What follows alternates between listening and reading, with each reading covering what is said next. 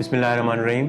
मेरा नाम डॉक्टर इफ्तिखार अली शाह है और मैं प्रोफेसर ऑफ मेडिसिन के तौर पे काम कर रहा हूँ ग़ुलाम मोहम्मद महर मेडिकल कॉलेज सक्खर में। मुझे तकरीबन 25 साल हो गए हैं मेडिसिन को प्रैक्टिस करते हुए और इस वक्त मैं मेडिकल यूनिट 3 को हेड कर रहा हूँ यहाँ पर ग़ुलाम मोहम्मद महर मेडिकल कॉलेज सक्खर में। आज मैं आप लोगों के साथ एक बहुत अहम और इम्पॉर्टेंट टॉपिक पे बात करना चाह रहा हूँ, जिसको हम लोग अपनी ज़ुबान में एंटी माइक्रोबियल रेजिस्टेंस बोलते हैं या दवाइयों का रेजिस्टेंस बोलते हैं कि दवाइयाँ असर अपना क्यों छोड़ जाती हैं, स्पेशली वो दवाइयाँ जो बैक्टीरिया को मारने में हमें हेल्प करती हैं।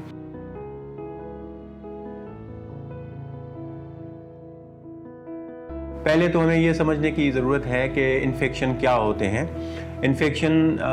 हमारे माहौल में और कुदरत ने एक जो निज़ाम बनाया हुआ है और हवा में, माहौल में, खाने पीने की चीज़ों में मुख्तलिफ़ किस्म के जरासीम होते हैं जिसमें बैक्टीरिया, वायरसेस, फंगस और दूसरी चीज़ें होती हैं। अगर वो बैक्टीरिया और वायरस हमारे जिस्म के अंदर दाखिल हो जाएं और हमें बीमार करें तो हम उसको बैक्टीरियल इन्फेक्शन बोलते हैं।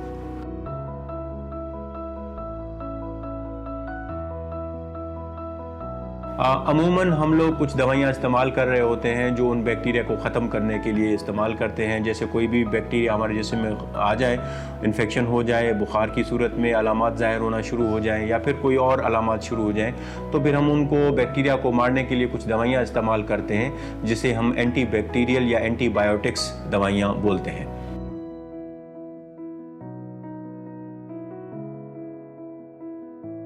अब ये दवाइयाँ हम जो इस्तेमाल करते हैं वो बैक्टीरिया को ख़त्म करने में, मारने में हमारी जिस्म को बहुत हेल्प करती हैं ताकि हम उस इन्फेक्शन से फ्री हो जाएं। लेकिन सबसे बड़ा मसला ये होता है कि हम क्या ये दवाइयाँ सही डोज़ में इस्तेमाल कर रहे हैं और सही टाइम के लिए इस्तेमाल कर रहे हैं। क्योंकि ये डोजेज अगर सही नहीं होगी, इसका प्रॉपर डोज सही इस्तेमाल नहीं होगा, तो उसमें क्या होगा कि वो बैक्टीरिया कुछ हद तक जिस्म के अंदर छुप जाते हैं, मुकम्मल तौर पे ख़त्म नहीं होते। तो फिर जब हम दवाई बंद करते हैं तो वो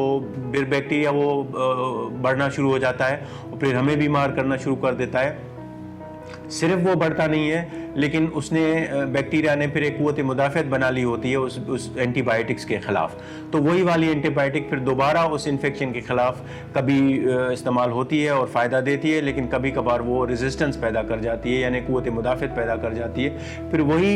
एंटीबायोटिक जिसने पहले असर दिखाया होता है वो फिर दोबारा असर नहीं दिखा पाती।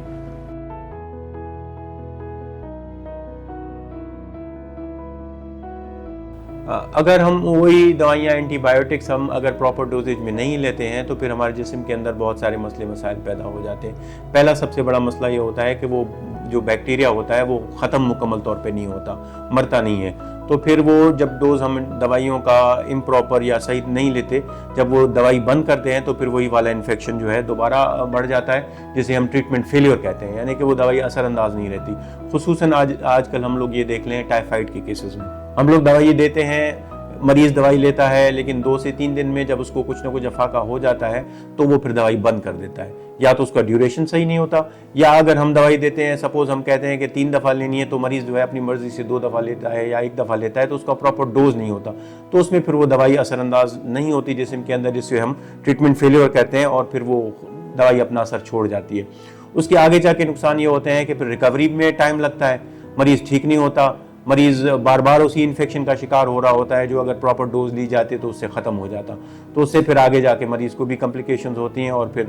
रिकवरी में भी और ट्रीटमेंट में भी मसले होते हैं।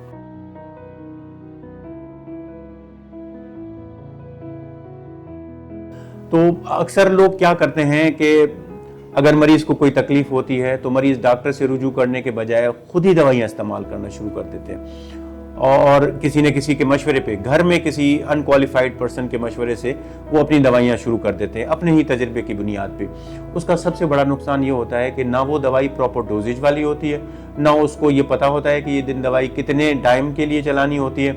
और ना ही हमें ये पता होता है कि ये बैक्टीरिया जिसको हम इलाज कर रहे हैं क्या वाकई वो इस दवाई से ठीक होने वाला है या नहीं होता। उसका नुकसान ये होता है कि वो जरासीम तो वहीं पर रहता है, वो दवाई जो हम इस्तेमाल कर रहे होते हैं वो अपना असर छोड़ जाती है, जिसे हम ड्रग रेजिस्टेंस बोलते हैं। फिर आगे चल के वो बहुत बड़े नुकसानात से हम लोग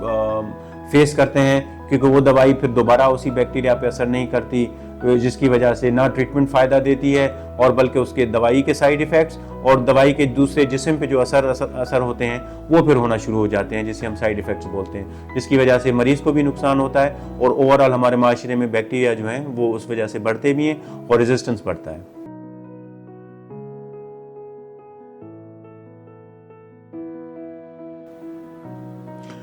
देखिए, जहाँ तक ताल्लुक है कि हम इस एंटी माइक्रोबियल रेजिस्टेंस को कैसे बच सकते हैं,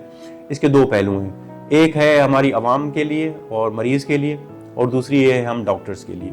आवाम के लिए ये है कि कोई भी दवाई आप अपनी मर्ज़ी से कोशिश करें ना लें, क्योंकि देखें मेडिकल साइंस जो है इसने बहुत तरक्की कर ली है। आजकल ये बहुत एक साइंस है और जिसको साइंस पढ़ी हुई है उसी को प्रैक्टिस करनी चाहिए। हम खुद से डॉक्टर बनने की कोशिश करते हैं जो हमारे लिए भी ख़राब है, हमारी सोसाइटी के लिए भी ख़राब है। हम अक्सर औकात मेडिकल स्टोर पे जाके अपनी मर्ज़ी से दवाई लेते हैं जिसका ना हमें प्रॉपर डोज का पता होता है और जिसका ना हमें प्रॉपर ड्यूरेशन का पता होता है, और फिर जब हम इस्तेमाल करते हैं तो फिर वो बजाय के फ़ायदा देने के नुकसान ही दे रही होती है। और दूसरा जो पार्ट है वो है डॉक्टर्स की तरफ से।